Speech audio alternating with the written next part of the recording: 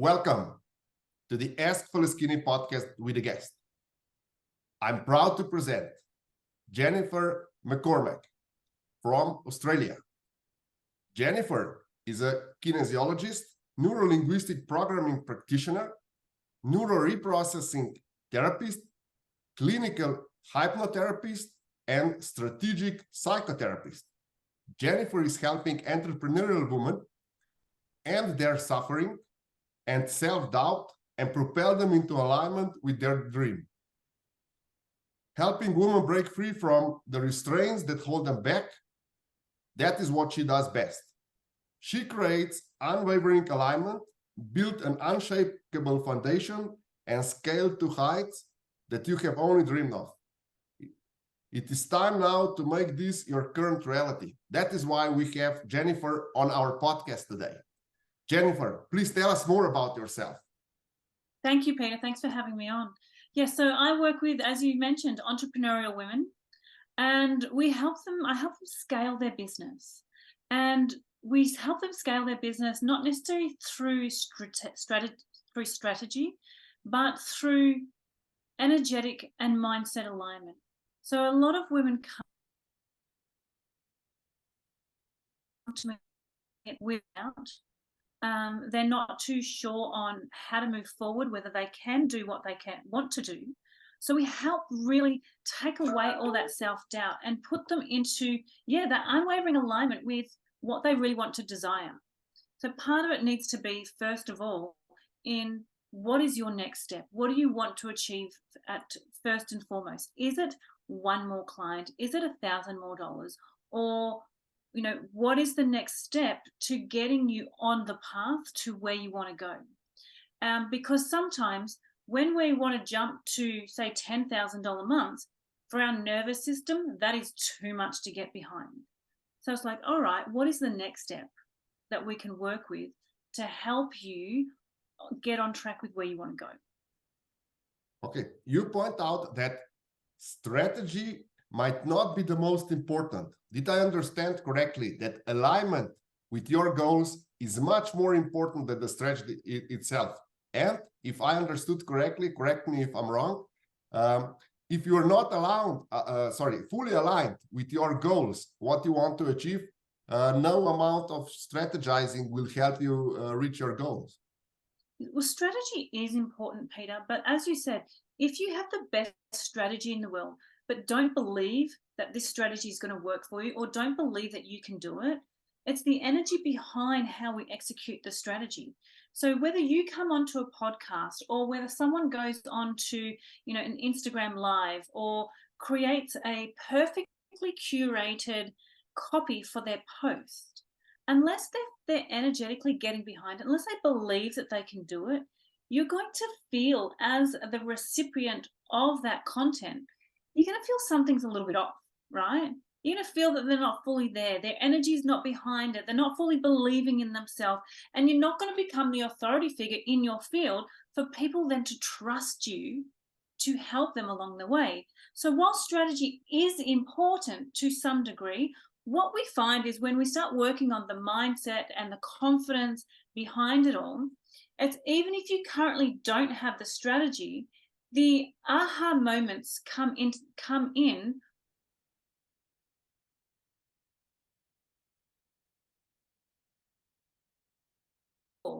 when you're mentally behind it.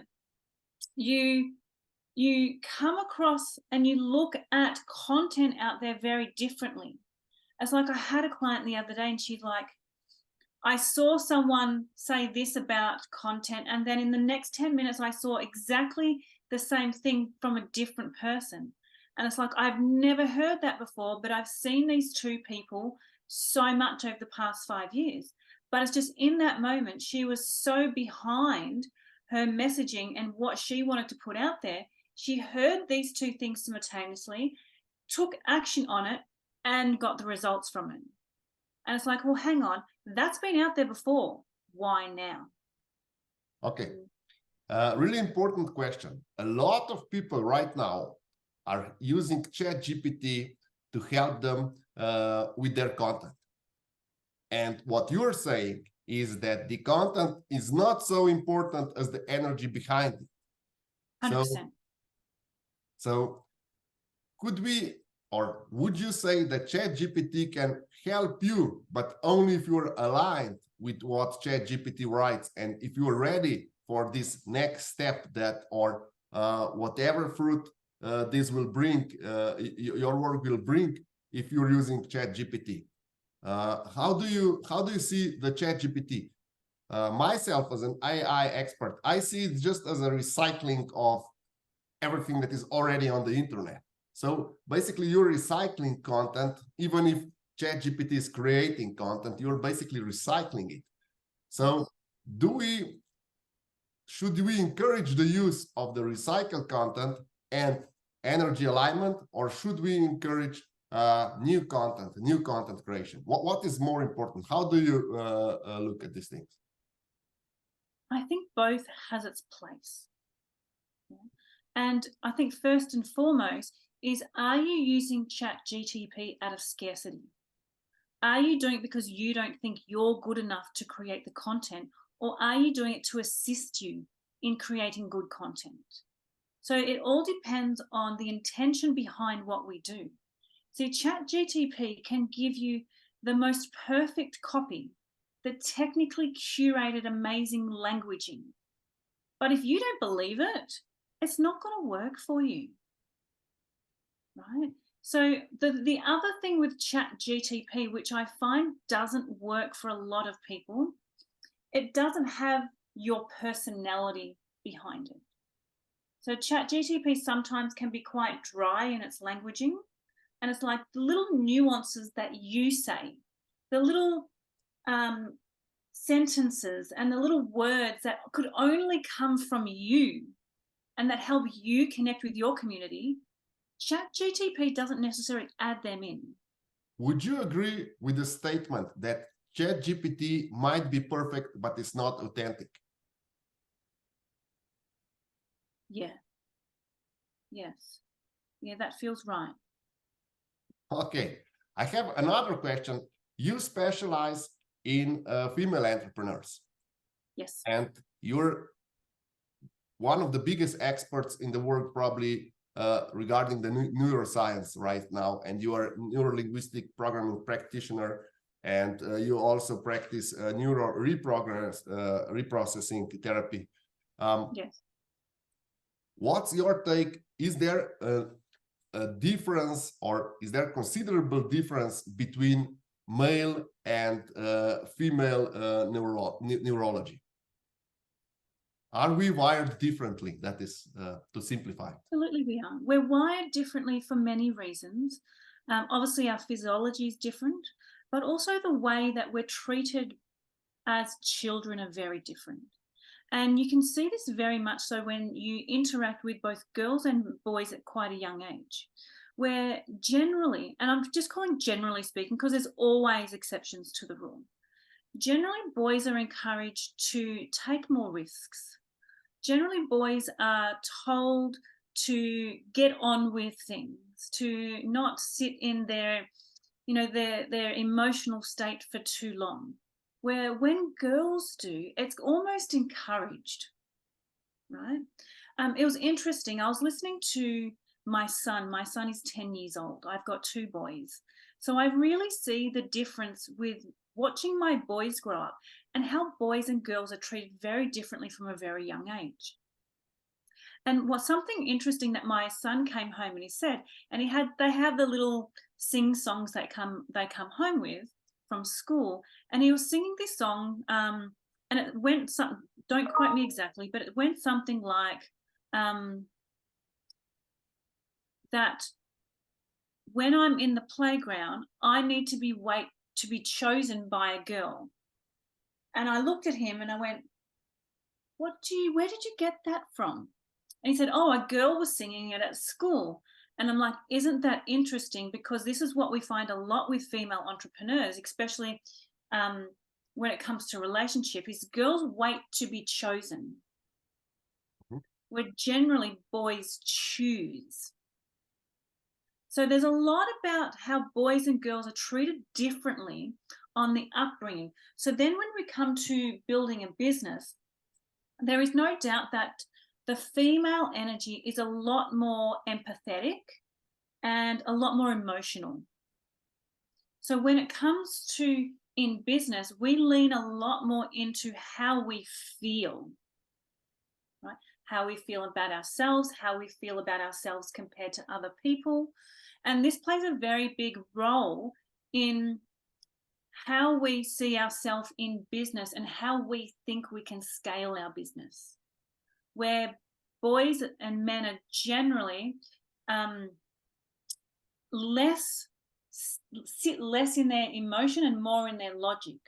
So they're more likely to action things quicker and be more reactive when things go wrong, because they're not making the decisions from the emotional state as much as women do. Okay, when you're talking about emotions, could we extrapolate that and say that female entrepreneurs also rely much more on intuition than male entrepreneurs? They're learning to. So what I mean by that is a lot of female entrepreneurs still come from a generalized corporate environment. And a corporate environment traditionally has taught even women to be more strategic and masculine in past. So leaning into their intuition as they become entrepreneurs can be quite new for a lot of women. It's definitely a lot easier for them to lean into their intuitive side than men, because intuition as it naturally energy is a feminine energy. Now, we both as men and women have masculine and feminine energy, but it is easier for women to lean into that feminine energy, therefore their intuition, therefore their creative side. Because the creative side of us does come from our intuition. Okay. Another question that is also popular in the mainstream media, let's say, is a body cognition. How important is for females to be fit in good physical shape in order to be good entrepreneurs? Look, and it depends what you call good physical shape. I believe that part of being the best that you can be, to deliver the best that you can be, and to reach your dreams and goals, is to nurture the mind, body, and soul.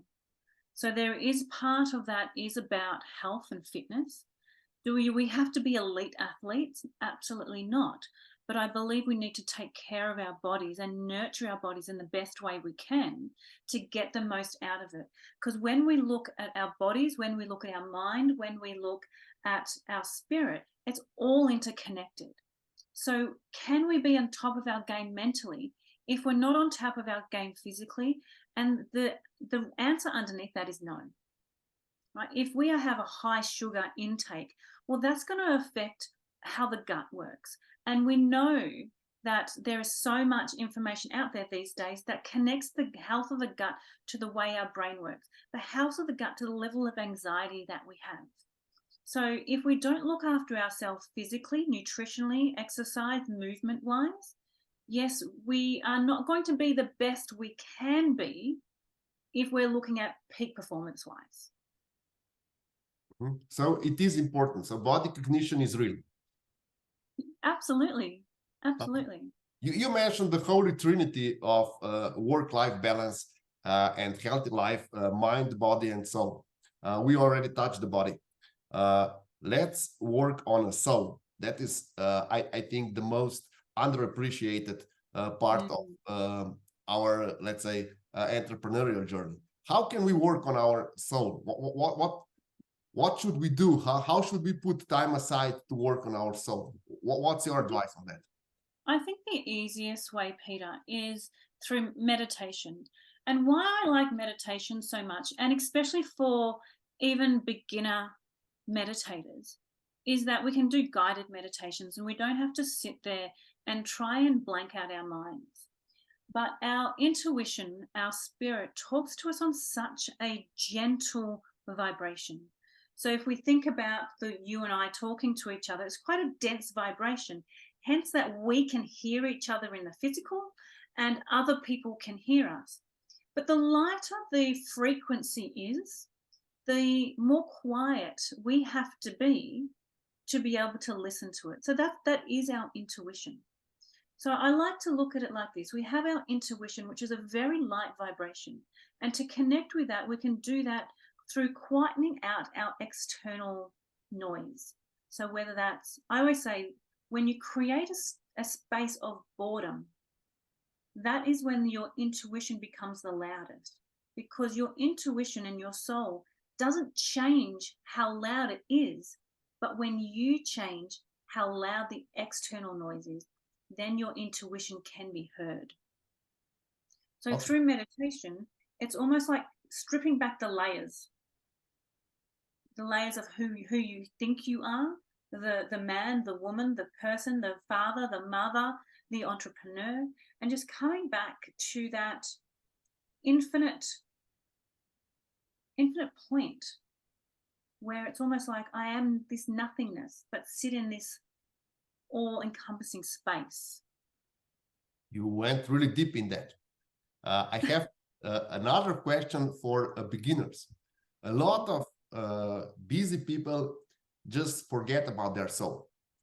And there's so much videos and everything on YouTube regarding how to, let's say, pay more attention to your soul. You mentioned meditation is the best practice to get in touch with your soul. Would you recommend for beginners that they go on the group meditation, or should they try in the privacy of their own home? Should they listen to all the online meditations that are guided meditations that are available? How should they go about it? How should they start with this process? Because the easiest is if your family kind of guides you into it, and then that you start practicing it from a small age. However, if you don't have this experience, how should someone that is like 40 years old start meditating and not feeling stupid in the process? And Great idea. There's two things here. One, there's no one size fits all method, right? Mm-hmm. And part of this is to really understand yourself and how you operate. When I first started meditating, I couldn't sit down for 5 minutes to meditate. My mind would go absolutely everywhere. So what I learned to do is two things. I actually started in a group setting. I didn't really love it. Some people love group settings. So try a little bit of this and a little bit of that, and give yourself grace in the learning process. It's like, I need to find what suits me. But as an overthinker that I used to be, what I found the easiest method for me, and try this out, is I do a brain dump before I journal, before I meditate. So it's grabbing a piece of paper, sit down even 10 to 20 minutes, and just everything in the mind, get it on paper. It doesn't have to make sense. It doesn't have to be structurally perfect. It's just downloading everything that's in the mind, how I'm thinking today, what I thought about, any to-do list, just like everything in here, get it out. Because when you are going to start to meditate and create this space of silence, all that's going to come to the surface anyway. So if you spend 10 minutes just to literally get it out on paper first, it's already out before you start meditating. So that's a little trick for an ex-overthinker that's really, really helped me just help clear my mind a little bit more, and know that it's not an overnight journey to the perfect meditation. And really, there is no such thing as the perfect meditation. Well, some meditations will last 5 minutes, some will last an hour, and everything in between and more. I remember going to a Buddhist monastery in China one year to visit my father that was there. And there was this nun in her room, and her goal at that time was to meditate for 24 hours. Now, if you've ever been in the Buddhist philosophy, they really look at clearing the mind of everything. So sitting in a space of nothingness. Now, as a beginner meditator, if you were to do that, you would feel like a failure, because that is extremely hard to do, especially at the very beginning. This is why I do love guided meditations, because it's other people taking you on a journey that all you have to do is follow. And when your mind wanders, that's okay. You just bring it back to the voice that you're hearing. And know that your mind will keep wandering all the time. And the more you bring it back, and the more you bring it back, and the more you bring it back, you start to stay on track even more. Until maybe 30 days later, you're like, oh, I'm not wandering as much anymore. But it's really about giving yourself that space and grace to not be perfect from the beginning, to be messy, and to try different things until something you're like, oh, I really like that meditation. I really like just listening to someone counting my breaths, or I like listening to a beat where I can breathe to, or I like this person, how she takes me on an adventure into my mind. There is going to be something that works for you. So try different things until it happens. Some days I just really like listening to beautiful music, and that takes me into a different world, and that's my meditation. So there's no one size fits all. Really good insight. Let's move to the mind. What should we do as a business people to work on our mind? How important is that we challenge our patterns or thinking patterns? How important is to learn something new, and how should we go about it? Challenging the mind comes with, first, creating a space of self-observation. Because if we don't know what we're doing, if we don't know what we're thinking, then we've got nothing to challenge. So I always, for a beginner, I have two tasks. One, on a consistent basis, hopefully every night or every evening, ask yourself how you're feeling and how your day went. Now, what this does, that helps increase that self-awareness, even for that last 24-hour period. And as you do that on a regular basis, your self-awareness improves so much, whether now I have a self-awareness at a level that I know what I'm doing in the moment. And I'm like, oh, isn't that interesting? I can see that belief come up, and that doesn't work for me. Right? So, but the first stage to that is capture yourself every 24 hours. Mm-hmm. What was I doing? Did it work for me? How did I feel today? Right? There's a couple of other things here which is really important, Peter. One, we have to have the understanding that maybe everything doesn't work for me. Maybe the way that I'm thinking isn't 100% truth. And it's being able to challenge yourself into going, maybe there's a different way. Maybe there's a different thought pattern. And the way that we can interfere here. Yes. Challenging oneself is, according to my experience, possible when you're really high in your mind developing journey. In the beginning, I would dare to say that you need a coach or a mentor that will challenge you. Would you agree that in the beginning, if you have not worked on your mind in the past, that the mentor or the coach is the best or the most important thing that you can that can challenge your mind and that can start your mind developing journey, or kickstart your mind developing journey, if we may say so? It can be, but it doesn't have to be. Mm-hmm. I think if you have some simple questions to ask yourself, you can start navigating through this yourself. And simple questions can be, am I happy? Where's the resistance in my life? Do I have the life that I want? Because if you don't have the life that you want, if you don't have the income that you want, if you don't have the business growth that you want, there is something in your inner world that isn't in alignment with the trajectory that you're going. Now, this is where you might need a coach to help you find the little nuances that isn't working. But even just going, okay, I don't have clearly the life that I 100% want. I'm not, like, this thing over here frustrates me. This thing over here makes me angry. This thing over here triggers me. There is something from the external world that is triggering a belief internally And that's what's showing up in my reality. If you're being triggered by the external, that is your mind telling you that you're holding a belief that doesn't work for you. Hence, it's being triggered. Okay.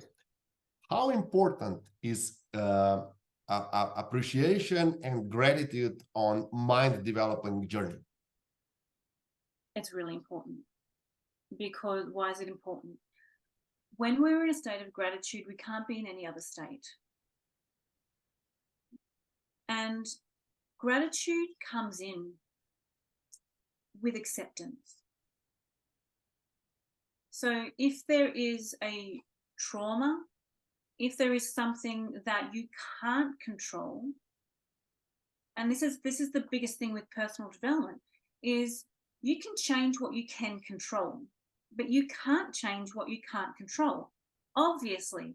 But when it comes to interacting with people, and if you're faced with someone in your life that does not treat you well, doesn't support you, doesn't encourage you, puts you down, you actually can't control what they do. So this is where acceptance really needs to come in, right? So acceptance for what you can't control, but then obviously have healthy boundaries. But when it comes to gratitude, the gratitude can come in to help with the acceptance, right? And the gratitude doesn't have to be, I'm grateful for the sun that's shining today, I'm grateful for being alive. I mean, they're quite surface level of gratitude. But when you can be grateful for the lessons that have been put in your way, when you can be grateful for the hurdles that are here because they're teaching you something and helping you grow, that's when you take gratitude to a new level.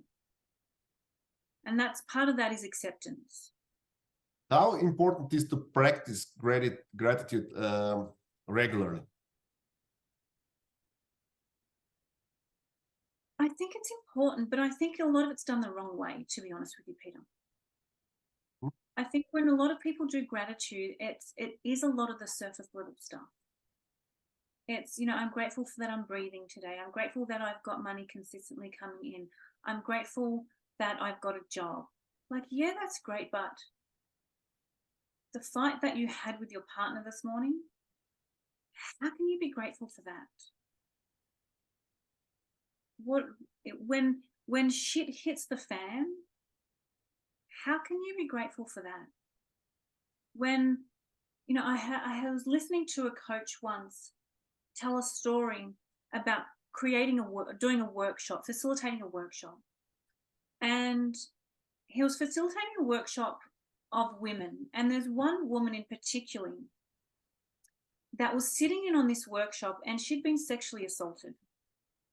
And she said to the facilitator, I don't understand how I can have gratitude for my experience.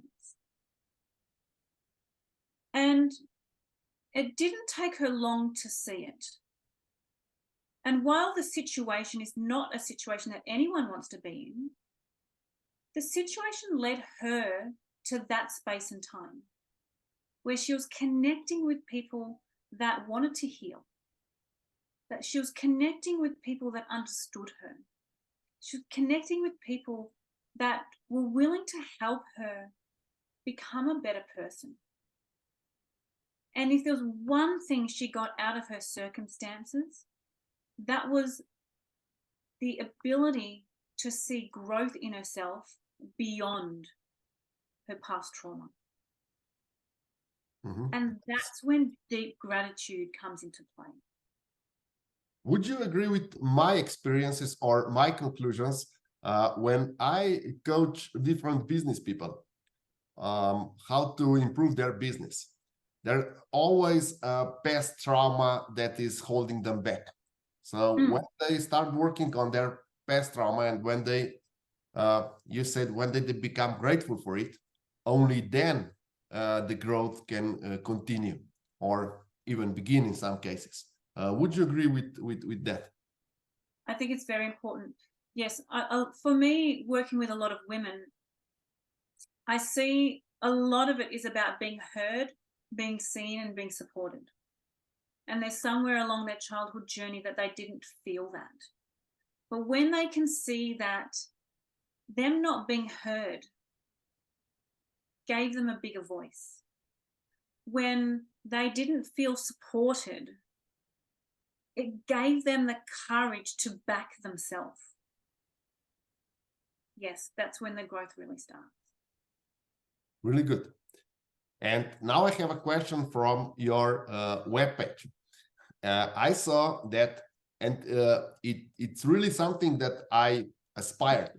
So you're a therapist, you know all these methods, and you have years of experiences. But on your webpage, you're talking about wellness. Is that because of the alignment? Because people are going towards a better place? Is that why you call it wellness and not therapy? How would you distinguish between wellness and therapy? This is my personal take on this, Peter. When I look at therapy, I work with a lot of women that have been 10, 12, 14 years in therapy, talking about the same thing over and over and over and over again. So it was important for me not to necessarily use that term, because I'm not like that. One, when you work with me, I work holistically. Two, I don't need to know your full story, backstory, to help you heal it. It's, for me, I'm very much what you might call a forward-facing therapist. So I want to know what you aspire to. I want to know what your health and wellness goals are. I want to know what your business goals are. And then the only time that we need to look back is when there's something from the past that's interfering with your future. I don't believe that we need to create a list of what's happened in our past and tick all of that off as we've healed this, we've healed this, we've healed that. So the therapy model, the therapeutic model that is very much worldwide known, I believe does not work. And that's why I don't call myself a therapist.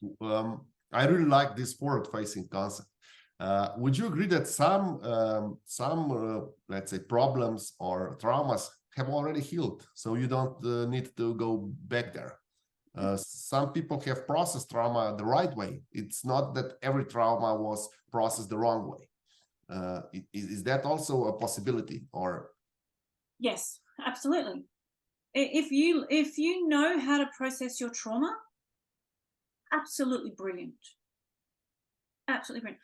I remember years ago, what are we now? So 6 years ago now, I went through a very traumatic period in my life where I lost my child at 20 weeks pregnancy. And this was extremely traumatic for me at the time. And I remember someone coming to me and saying, go back to work. You just need to take your mind off it. And I looked at them and I went, no. I'm going to process this as I'm going through it. And that is so important to learn to do, because time does not heal. Time suppresses and pushes it aside, where you're just going to have to look at it again later. So when we learn to feel into the emotions that are arising, when we learn to finish the emotional cycle, that's where the healing is. And I remember talking to my dad probably about 8 days post loss. And I said to him, I've done enough crying. And my dad is an ex-therapist, and he kind of had this little giggle. And he goes, what's next? And I went, oh, I have a choice here. What do I want to do next? And it was like, I did like 8 days of full tears. And I'm like, that's what I needed to process that emotion. So I wasn't going to distract it by going back to work or doing this or getting on with life. It's like, yeah, I'm learning to really process my experience in the moment. And I will sit with that emotion until there is nothing left. and the cycle is finished. And then I'll know it's time to move forward to the next and the next and the next until I feel like I've fully processed everything and I'm balanced back again. Okay, let's try to put that in a business perspective. So in business is similar. We have some past trauma that we did not process correctly, or we just put aside and said the time will heal it, even if we know that that's not the case. So can we conclude that if business people would like to go to the next level, they need to take time to process everything? Even a shock in business, like, I don't know, you lose a company, or you lose a big business, or there's something else. Is there something that you have to process and not just put aside? And you have to have all the feelings, and it's important that you somehow have this emotional intelligence and understand that you have to feel all these emotions, even if they seem negative at the first glance, in order to heal and to be able to move on. And also, if possible, as you hinted, you have to process it in a way that you can express gratitude for it, even if it seems really negative at the first glance. Look, with the gratitude bit, it might take you a few years to be able to look back with a clear lens and go, oh, I can now see why that happened. When it comes to business, this is a very intricate thing. So what we do know is between the age of 0 and 7 years old is where most of our beliefs, our values, our behaviors are all set in place, right? And then as we go from there, what ends up happening is that those beliefs get triggered along the way. So when we look at business, and let's go, for example, we lose a client, right? We lose a big client, we feel that loss. The question I ask, is this really about the client? Or is this actually what is happening? The losing the client is triggering some past trauma, some past beliefs that we haven't dealt with before. And this is what I normally find is the case, whether when people are losing clients or have dropped in income, what it's actually triggering within them is an abandonment issue. So is it about what's happened right there in the moment? Most of the time it's not.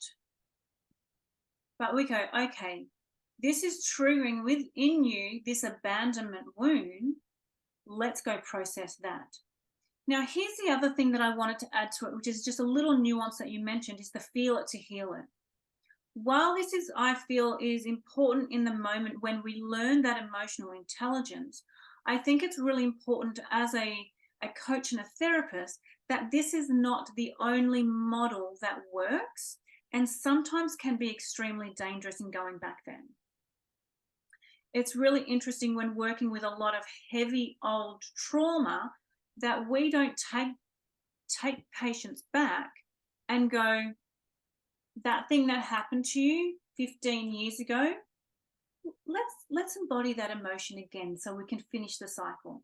It's already done and dusted, it's old, we don't need to do that. And this is why along the way I have brought other therapy under my belt. And when I say forward-facing therapy, so they don't have to relive that trauma again, right? That's the last thing we want, especially when it's heavy trauma. So it's like, how can we then heal that aspect of self so we can move on without the core wound? Okay, you shared so many nice or useful advices and really useful experiences that I'm sure our listeners can profit. Is there anything else, any quick tips or trade secrets that you can share with our listeners to end this interview so that they could profit immensely just by doing this one thing? Okay, well, one thing.